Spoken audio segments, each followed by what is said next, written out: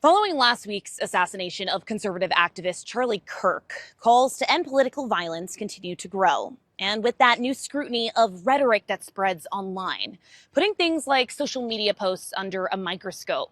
But who's to say when those posts cross a line?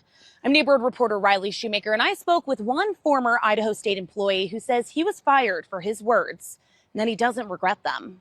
I woke up to an email from HR Friday morning.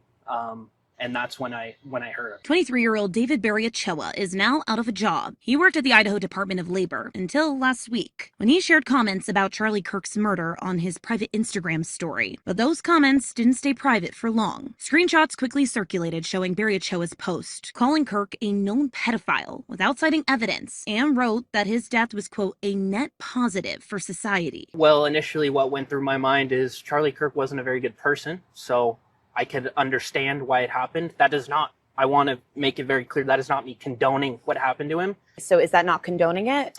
Not the action which killed him.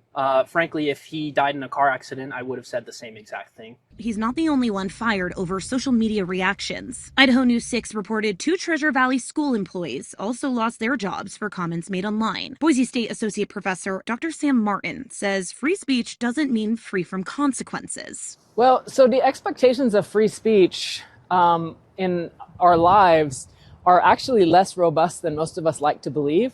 And in fact, you can get fired from your job for that because no one is putting you in prison. There's simply consequences to the things that we say. Barry-Ochoa also commented on Idaho News 6's public post about a fight at a vigil for Kirk at the Capitol. Do you find that funny? I found the reaction of the right to try to whitewash his past laughable.